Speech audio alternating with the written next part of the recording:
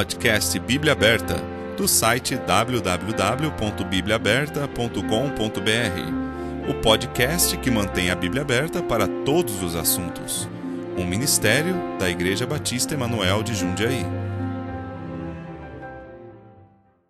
Olá, eu sou Wagner. Seja bem-vindo a mais um episódio do podcast Bíblia Aberta. Hoje estamos no nosso quarto episódio e, como prometido, falaremos um pouco sobre armenianismo. A pergunta de hoje é: você é armeniano ou calvinista? Para responder essa pergunta, estamos aqui mais uma vez com o Pastor Tim. Olá, Pastor Tim. Oi, Wagner, tudo bem? Tudo bem. Pastor, uma das coisas que eu sempre ouço toda vez que eu vou falar sobre calvinismo com alguém, que às vezes você retruca um pouco sobre isso, apresenta algumas coisas, as pessoas ficam sem resposta e elas já dizem: então você é armeniano. Isso é realmente verdade? Nós, então, que não somos calvinistas, devemos ser armenianos? Essa é uma das perguntas mais feitas, eu acho que quando se trata desse assunto. Você é arminiano ou calvinista? Sim. E frequentemente, principalmente os calvinistas, eles vão afirmar com toda certeza: se você não é calvinista, então você é arminiano. Então eles vão... é um ou outro. Só que hoje nós vamos entrar nesse assunto e eu acredito que vamos ver que não precisa ser nem um nem o outro. É importante nós simplesmente vermos o que a palavra de Deus diz e ficarmos com a Bíblia. Então vamos falar disso hoje. Inclusive também, né, uma vez teve até um rapaz que veio na nossa igreja, né, que era calvinista, numa igreja calvinista, e depois que a gente explicou para ele o porquê que a gente não era, ele pensou que a gente era armeniano também, né? Já partiu desse pressuposto, né? Sim. E depois a gente explicou também o porquê que nós não somos armenianos também, né? Não. E já vamos deixar bem claro aqui que nós não somos nem calvinistas, nem arminianos. É tão mais fácil ser bíblico, né? Sim. Agora, vamos entender por quê. Alguns vão falar: não, mas eu sou calvinista, eu sou bíblico. Mas vamos entender um pouco melhor desse assunto hoje. Sim. Então, para começar já, né, a esquentar com a primeira pergunta: quem era o Jacó Armínio, né, que deu o nome ao armenianismo? Exato. Nós já falamos, acho que 2 episódios atrás, sobre João Calvino. Sim. Que foi aquele que propagou e difundiu a doutrina que nós conhecemos hoje como calvinismo. Nós falamos sobre os pontos principais do calvinismo. Isso foi no século XVI. Certo. Um pouco depois disso, um jovem chamado Jacó Armínio, que era de Holanda, ele pertencia à Igreja Reformada da Holanda, e ele foi estudar em Geneva sobre a direção de Teodoro de Beza, que foi o sucessor de Calvino. Certo. E esse Jacó Armínio é interessante porque hoje em dia muita coisa é atribuída a ele. Ele é acusado de ensinar muitas heresias e falsas doutrinas que não é verdade. Eu vou falar algumas dessas doutrinas, eu vou falar o nome delas, mas não é importante saber o nome. A gente, nesses podcasts, não vamos falar de coisas complicadas que eu acho que não leva a nada, né? Sim. Só que ele é acusado, por exemplo, de ensinar o socinianismo, que é uma doutrina mais ou menos que nega predestinação, por isso que eles falam que ele ensinava isso, nega também a natureza da salvação, expiação, da trindade, então é uma doutrina falsa mesmo. E o Jacó Armínio não seguia isso. Nega também, rejeita o pecado original. Certo. O pelagianismo também é outra doutrina que eles acusam Armínio de ensinar. Só que não é verdade. Se você estudar a história a fundo, o que ele falou, o que ele escreveu, ele não apoiava essa doutrina, que diz, bem dizer, que o homem nasce moralmente neutro. Então, nega que Adão passou a natureza pecaminosa para nós.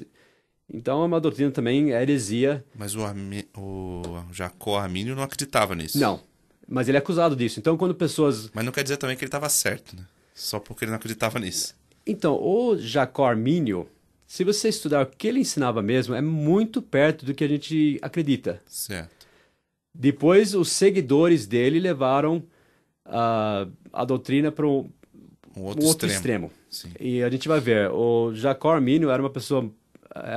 se você estudar a vida dele, ele era um ótimo cristão.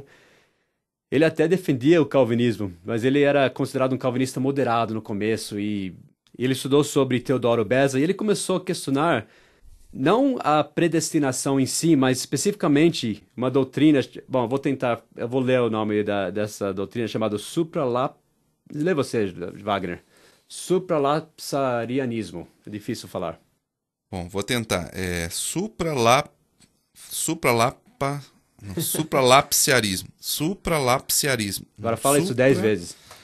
Difícil, hein? Supralapsarianismo. Uau, agora fala isso 10 vezes. É bem difícil. Sem parar. Não dá nem pra falar, quanto mais entender isso aí. Por isso que eu falei, não é importante a gente falar os nomes dessas doutrinas, né? Só pra falar, olha, o que eu Como sei, eu o que eu sou não um sei. grande né? teólogo, né? Vamos usar o âmago da questão e Sim. ver o que eles estão dizendo. Tem a ver com os decretos de Deus. São debates dentro do calvinismo, que tem vários pensamentos, várias linhas de pensamento dentro do calvinismo sobre os decretos de Deus. Certo. E esse que você acabou de citar, né? Supra, né? Isso, Supra. Está dizendo que Deus, ele decretou, ele elegeu na eternidade passada, elegeu um povo para salvar, e ele também, ao mesmo tempo, ele determinou criar pessoas e fazê-los pecar, simplesmente para poder eleger outros para salvar. Quer dizer, Deus foi o originador do pecado, ele planejou o pecado até. Então esse, mais ou menos, é o que quer dizer. Depois tem outros, tem o supra, o lapra, o infra, e todos têm a ver com o decreto de Deus. Quando que Deus decretou salvar o homem, quando que foi antes que entrou o pecado, ou foi depois que entrou o pecado. Enfim, ele era totalmente contra a ideia de Deus ser o originador, aquele que planejou o pecado até. Sim. Então foi mais nesse ponto que ele tem a grande dificuldade de pensar que Deus planejou tudo e ele não conseguiu ver a soberania de Deus como sendo aquele que fez pecado. Então foi mais assim, se você ver o que ele escreveu mesmo, ele era muito ortodoxo na fé dele. Ele era uma pessoa também muito boa, muito cristão na sua maneira de agir, muito mais que Calvino. Sim. Calvino, quem discordava dele, vários morreram, eram banidos, ele tinha ódio por anabatistas, por exemplo, e qualquer pessoa que discordava das doutrinas dele de soberania, de eleição, era uma pessoa... Pessoas não gostam de falar disso, pessoas defendem ele hoje, falam, não, eram outras épocas, mas eles tinham a Bíblia. Inclusive, Jacó Armínio, ele nunca partiu para esse lado. Ao contrário, ele pedia para eles deixarem ele seguir a consciência dele. Ele nunca quis perseguir ninguém. E ele tinha os pontos muito semelhantes a qualquer fé ortodoxa cristã, né? Ele cria que o homem é pecador, depravado. Ele acreditava que Deus ofereceu a salvação para todos, como nós acreditamos. Ele acreditava que, e como a Bíblia fala, inclusive, né, que Deus oferece para todos os homens a salvação. Ele acreditava que o homem era depravado e que não podia fazer nada para se salvar. Ele não acreditava em salvação por obras. Sim. Ele acreditava que o Espírito Santo trabalhava na vida de todas as pessoas e todos teriam uma chance se aceitassem e colocassem a fé. Então, nesse ponto, ele acreditava que o homem podia realmente exercer a fé dele e aceitar esse dom de Deus com a ajuda do Espírito Santo. Ele acreditava que ele não era tão diferente até do calvinismo em alguns pontos. Só que ele não conseguia ver que Deus não dava chance para todos. Ele colocava a responsabilidade para o homem realmente aceitar. Uma vez que eu estudei um pouco sobre ele também, eu achei que em vários pontos, né, até eles pegam, né, os 5 pontos do calvinismo e rebatem utilizando, né, os pontos do arminianismo, né? Em vários desses pontos ele é como que a gente acredita, né, como que está na Bíblia, tirando a parte, né, da salvação, né, de perder a salvação, né? O Jacó Armínio, nós estamos falando dele por enquanto, porque agora depois tem os seguidores dele, depois que ele morreu jovem, inclusive, você pode ver 50 e... o quê? 49 anos. Não, 49 anos. 49 anos. E então ele... depois da morte dele, então os seguidores levaram a doutrina para o outro lado. Ele mesmo não acreditava que podia perder a salvação. De fato, ele disse que tinha alguns versículos que o intrigavam, mas ele não podia afirmar que podia perder a salvação. Ele acreditava que uma vez que alguém é salvo, era uma eterna salvação e estava seguro em Cristo. Então, ele só falou que tem alguns versículos que deixava uma dúvida, ele achava, mas ele nunca chegou a dizer que o homem podia perder a salvação. Ele nunca disse que acreditava nisso. Ele disse também que ele via muitos versículos que provavam que o homem não perdia a salvação. Então ficou mais ou menos assim.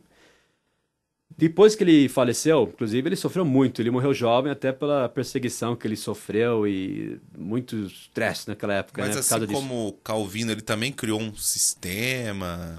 Não, Ou ele simplesmente ele viveu não. a vida cristã e depois pegaram algumas coisas dele e criaram um sistema? Depois que ele faleceu, ele teve outros que seguiram adiante tentando se opor ao calvinismo, à doutrina calvinista. Os seguidores deles nem se chamaram arminianos, eles se chamaram remonstrantes. E eles fizeram uma remonstrância, né, um protesto contra o calvinismo, mais ou menos em 1610. E nisso eles tiveram 5 parágrafos bem simples. Então foi aí que começou. E depois disso, os calvinistas chegaram com uns 7 artigos, que era para se opor a esses 5 pontos dos remonstrantes. Eles fizeram uma contra-remonstrância. E mais para frente, esses artigos, os 7 artigos do contra-remonstrância, acabaram se tornando os 5 pontos que nós conhecemos hoje como os 5 pontos do calvinismo. Que depois, no século XVIII, foi colocado naquele acróstico, né, TLIP, ou TULIP em inglês, para ajudar pessoas a lembrarem. Como se fosse um resumo do que é toda a doutrina calvinista, né? Sim, mas foi a resposta Foi uma resposta ao arminianismo. dos calvinistas a esses remonstrantes. Sim. E daí que apareceu os 5 pontos, né, mais destacados do calvinismo. Ah, entendi. Daí vai, uma coisa puxa a outra. E cada vez mais longe da Bíblia. Isso, cada vez, então virou outros sistemas, filosofias de homens, né, teologia sistemática, então tem que encaixar nesse ponto, naquele ponto. E esses seguidores, não nessa primeira vez, mas na segunda vez, depois eles publicaram a opinião dos remonstrantes. Nisso eles se desviaram da doutrina do próprio Armínio. Nisso entrou a doutrina de perder a salvação, que não é uma doutrina bíblica, nós não acreditamos nisso. E então começou daí a entrar o arminianismo como a gente conhece hoje. Mas depois disso, você conhece, já viu falar sobre o Sínodo de Dort? Eu nunca tinha ouvido falar. Essa foi uma reunião na Holanda para tentar resolver esse assunto. Então chegaram... Antes eles tentaram se reunir. Uma vez se reuniu 6 líderes dos remonstrantes com 6 líderes calvinistas, mas eles não chegaram a nenhuma conclusão. E finalmente, esse Sínodo de Dort, eu não sei se eu estou pronunciando certo, Dort, né? É holandês a palavra. Mas eles se reuniram e com representantes da França, também Alemanha, Suíça, Grã-Bretanha. Só que, se você estudar a história disso, envolvia muita política. Um príncipe daquela época apoiou os calvinistas, então eles acabaram eliminando outras pessoas que eram contra. Então envolveu muita política, não só teólogos, mas políticos, príncipes. E um príncipe Maurice, na época, ele se destacou como mais poderoso e ele apoiou os calvinistas. No fim, nesse sínodo de Dort, os arminianos, que nem se chamavam arminianos, mas eles eram totalmente... Eles não chegaram lá para debater o assunto, eles chegaram como réus. E acabaram sendo, no fim, maltratados. Eles rejeitaram essa doutrina. Não foi um sinódio, como se poderia pensar, para... Vamos ver várias vozes aqui da reforma.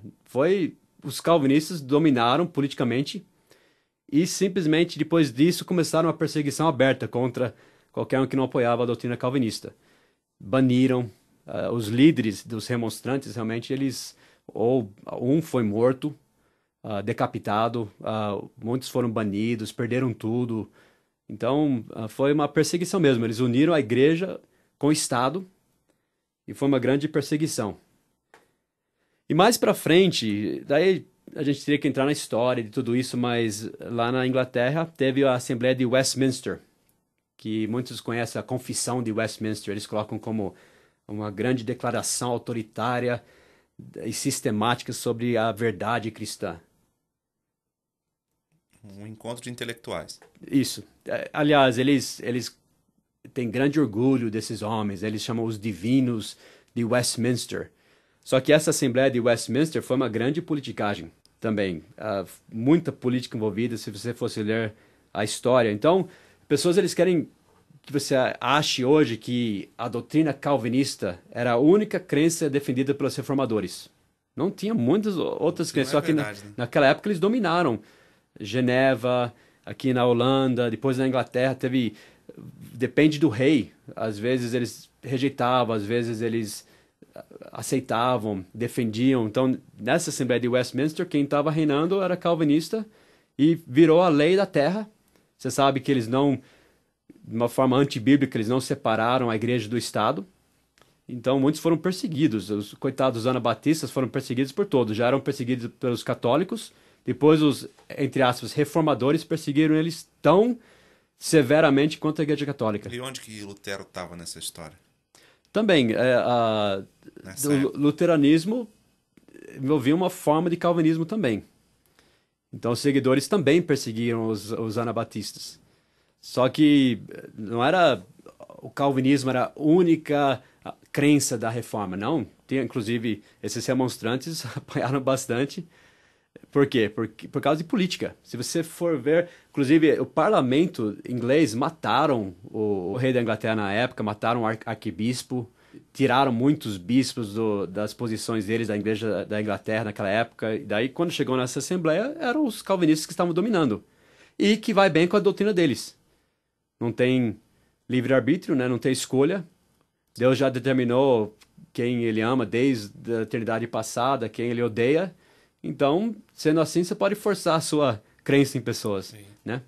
Eu acredito que é um fruto da própria doutrina calvinista. Então, pessoas têm muito orgulho da confissão de Westminster, que, na verdade, é uma afirmação da doutrina calvinista, e outras doutrinas também, mas principalmente calvinista. E eles colocam isso como uma posição oficial da Igreja Reformada, a confissão de Westminster. Só que eu pergunto, como assim, igreja? Eles têm o mesmo conceito de igreja do que a Igreja Católica tem, como se fosse uma instituição, como a Igreja Católica, por exemplo. É pra gente simplesmente, uma fé simples, seguir a palavra de Deus. Não precisa ter uma confissão oficial da igreja, como se fosse uma instituição assim. Mas as pessoas têm muito orgulho dessa confissão de Westminster. Vendo toda essa pompa, né, e esses divinos, dá muita saudade dos antigos pescadores, né, que Jesus chamou para plantar as igrejas, tudo. Isso daí Uma das coisas que eu mais é o enfado amo, da alma, isso aí.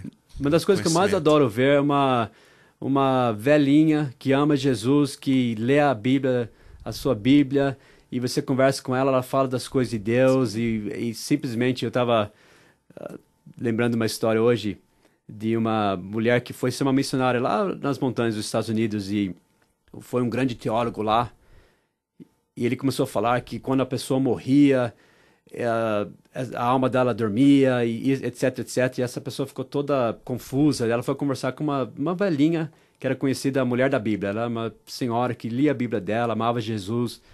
E ela chegou para ela e falou assim, o que eu faço? Ele está vindo com essa doutrina, ensinando, ele fala de uma forma tão inteligente. Essa velhinha respondeu, olha, filha, o apóstolo Paulo disse, estar ausente do corpo é estar presente com Cristo. Não se preocupe com isso. Então, uma fé simples na palavra de Deus.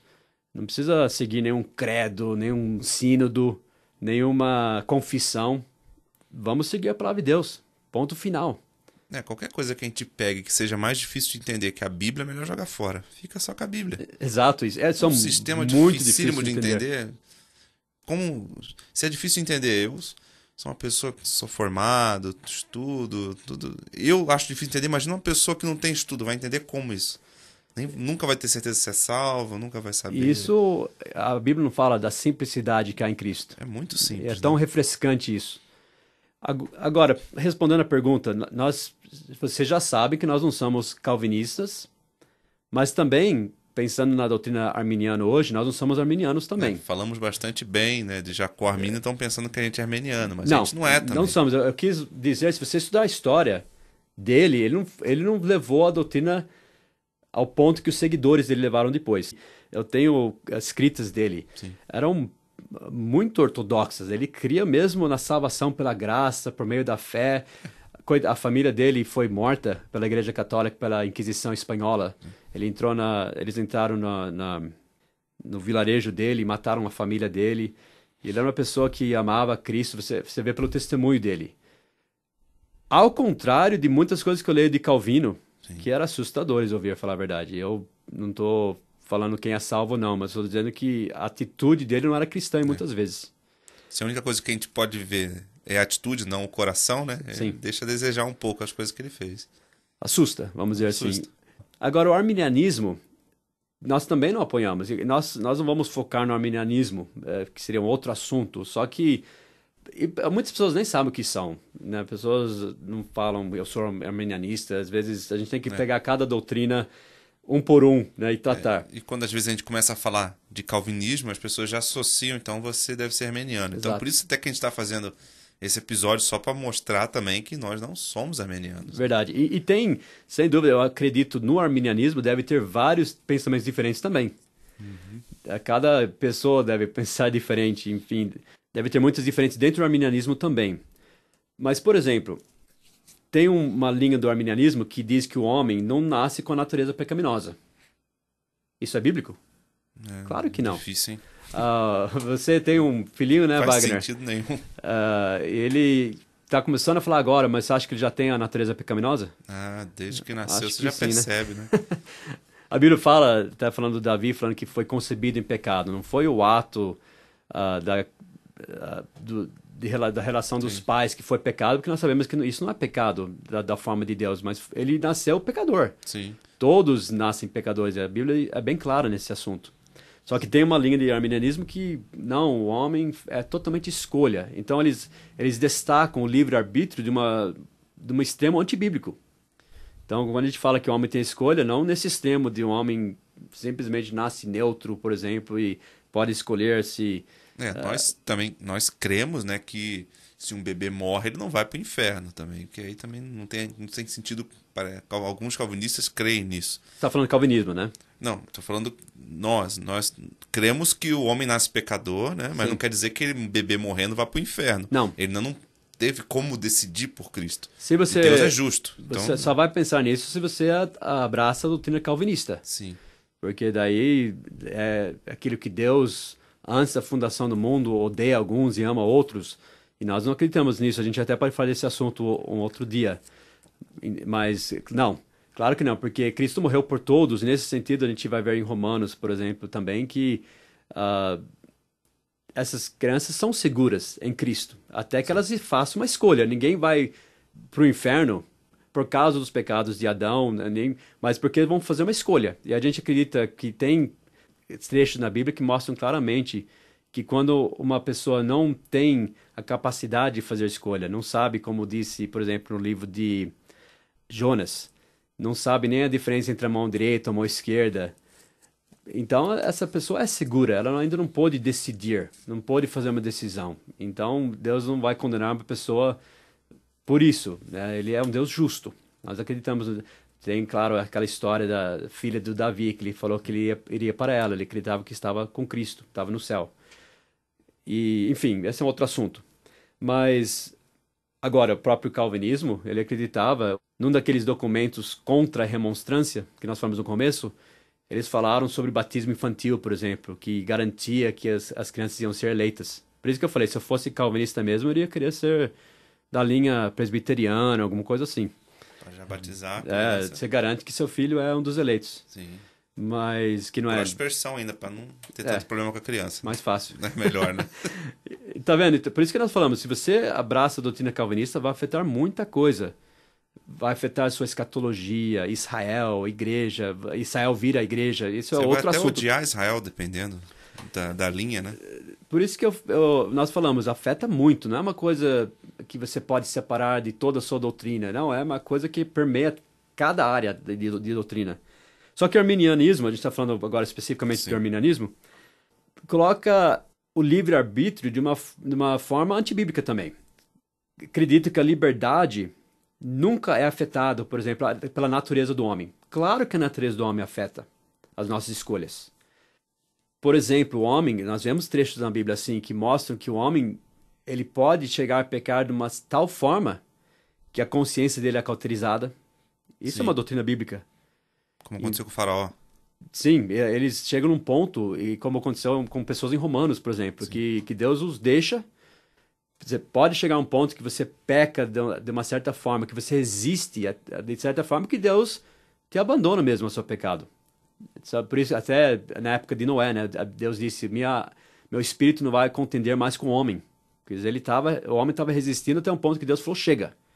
Então, é diferente dos arminianistas que podem achar que qualquer hora eu vou ser salvo, agora eu não vou ser. Não é bem assim. E outra coisa, quando você é salvo, a sua natureza também vai influenciar sua escolha, seu livre-arbítrio. Nós acreditamos que uma vez que alguém é salvo, ele não vai perder mais a salvação. Por quê? Porque Deus dá uma nova natureza. Sim.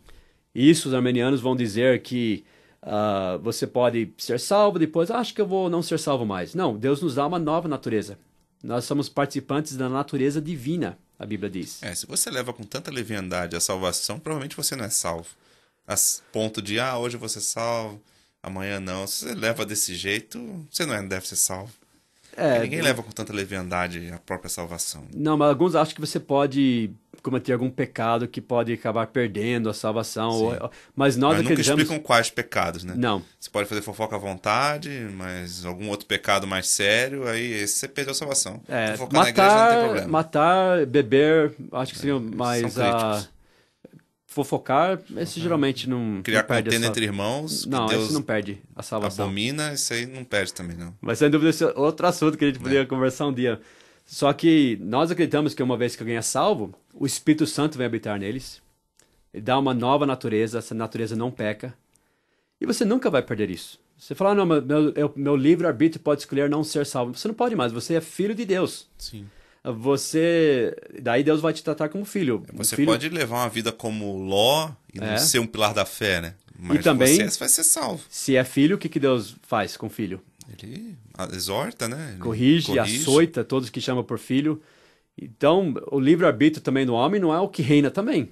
Então, nesse sentido, que pessoas acham que se você não é calvinista, que acha que Deus escolheu quem que ele vai salvar, quem que ele vai condenar, simplesmente porque ele fez uma escolha arbitrária por um decreto eterno. Não, nós não acreditamos nisso porque a Bíblia não fala isso.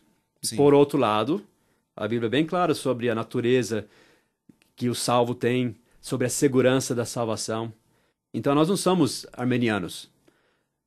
Essas são filosofias humanas. Eu acredito que o calvinismo, tanto o calvinismo quanto o arminianismo, são filosofias humanas.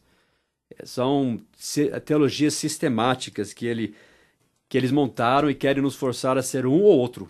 Eles tentam pôr Deus, o eterno, né, dentro de sistemas humanos. Não faz sentido. Por isso que nunca dá certo. Nunca vai dar certo. E querem forçar você. Você vai seguir Calvino ou vai seguir Armínio? Né? Você vai seguir a confissão de Westminster ou os ensinamentos de John Wesley, por exemplo, que era um arminiano?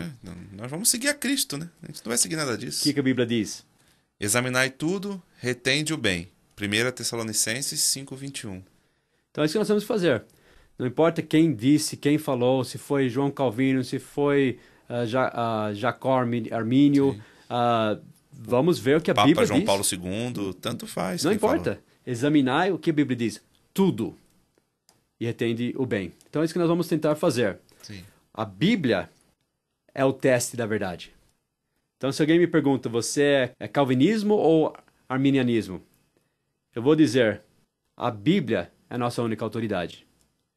Não as crenças nem de João Calvino, nem de Jacó Armínio, nem de nenhum concílio, nem de nenhum sínodo, uma assembleia, um credo. Nem nenhuma reforma. Nenhuma a gente nem é reformado, a gente nunca precisou de uma reforma, a gente vem dos anabatistas e eles nunca tiveram ali com a Igreja Católica para precisar ser reformado. Nós nunca batizamos nenês. Nunca. Os nossos ancestrais, vamos dizer assim, nunca fizemos parte disso. Aliás, fomos perseguidos por todos. E não existe esse conceito na Bíblia de Igreja Católica, Igreja Reformada. Não, existe crentes em Cristo Jesus que seguem a palavra de Deus, que se reúnem numa igreja local para obedecer, ver o que a Bíblia diz, para fazer como o povo de Beré, que confere Sim. nas Escrituras. E só que pessoas querem te colocar ou no calvinismo ou no arminianismo.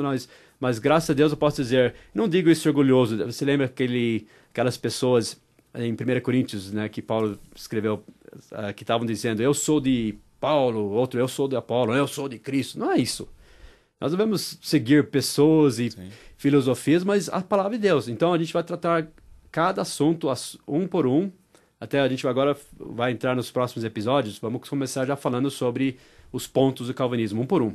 Sim. E vamos ver o que a Bíblia diz sobre cada um. Por que não é correto, né? Cada Exato. ponto desse.